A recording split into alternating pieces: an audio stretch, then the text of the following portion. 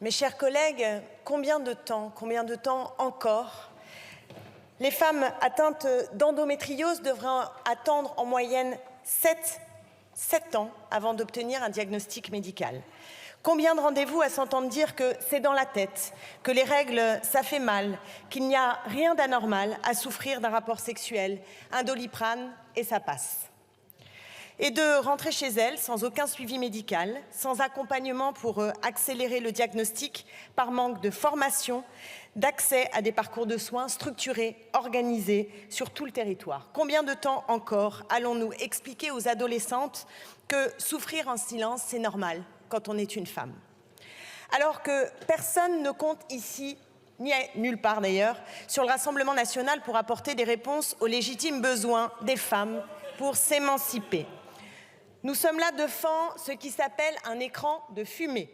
Oui, le Rassemblement national veut, par cette proposition, installer un écran de fumée sur son histoire, sur ses valeurs, sur son programme qui s'oppose à la liberté des femmes. Dit autrement, si le parti de Marine Le Pen fait mine aujourd'hui de s'occuper de l'endométriose, c'est pour mieux camoufler son projet fondamentalement opposé aux droits des femmes. Et je me souviens de votre absence, de votre silence, quand ici même, nous avons voté en 2022 à l'unanimité, à mon initiative, au nom de mon groupe parlementaire, un texte pour que cette maladie, qui touche près de 2 millions de femmes en France, entre dans la liste des affections longue durée, dites ALD 30.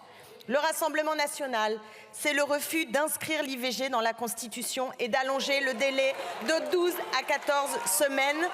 L'une de vos députées ici sur ces bancs compare même l'IVG à un génocide pendant que d'autres n'ont que le mot IVG de confort à la bouche et proposent de le dérembourser.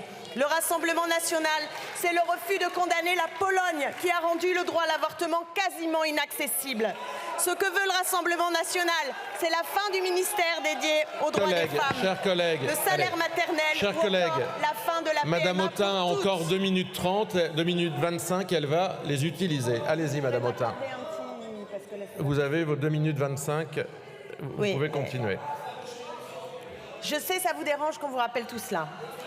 Alors que nous ne sommes pas surpris de découvrir ici une proposition de loi qui n'est ni fait ni à faire, qui ne correspond ni aux besoins des femmes, ni aux attentes des associations. Cette proposition de loi ne porte pas l'inscription de la maladie dans la liste des affections longue durée LD30, qui permettrait l'exonération du ticket modérateur, et cela automatiquement, dès la confirmation du diagnostic.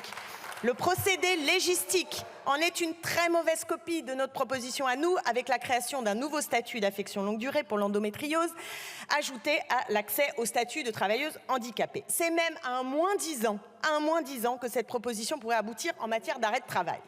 Et pourtant, il y a urgence. Il y a urgence parce que c'est un enjeu majeur de santé publique et de droits des femmes. Si le Rassemblement national peut déposer aujourd'hui cette proposition de loi, c'est parce que le gouvernement n'a pas appliqué le vote unanime de l'Assemblée nationale. Il a donc ouvert une brèche et c'est dans cette brèche que le Rassemblement national s'est engouffré. C'est un mépris. Je le dis sincèrement, c'est vraiment un mépris de haute volée pour les députés, y compris celles et ceux de Renaissance qui avaient soutenu cette volonté d'un véritable pas en avant dans la prise en charge de l'endométriose. La demande était pourtant simple et claire. Inscrire l'endométriose par un décret pris par le gouvernement, puisqu'on ne peut pas faire autrement, dans la liste ALD 30. Pas possible, trop compliqué, nous dit-on, car la maladie ayant des pathologies diverses, ce qui est vrai, on ne saurait pas comment l'inscrire dans cette liste. Puisque passer par la LD 31, comme c'est le cas aujourd'hui, ne répond pas aux besoins, je vous demande, Monsieur le Ministre, si c'est si compliqué, pourquoi ne pas créer une autre liste taillée sur mesure pour la santé des femmes ? Les arguments technocratiques ne sont pas une réponse pour les femmes qui attendent en souffrant. Mon impression, et je sais que je suis loin d'être la seule à la voir, c'est que le refus de faire entrer l'endométriose dans les ALD 30, c'est en fait un problème de dépenses publiques. C'est pour ne pas dépenser plus. C'est pour contenir la dépense publique sur le dos des femmes. Et vous nous répondez que vous avez une stratégie nationale, mais voilà tout ce que l'on ne trouve pas dans votre stratégie nationale. Des moyens conséquents pour favoriser la recherche, diminuer les délais de diagnostic, améliorer la formation des personnels et diminuer les inégalités territoriales de prise en charge. Alors, si cette proposition de loi du Rassemblement national n'a aucun sens, Monsieur le ministre, qu'est-ce qui vous empêche d'en mettre en œuvre ?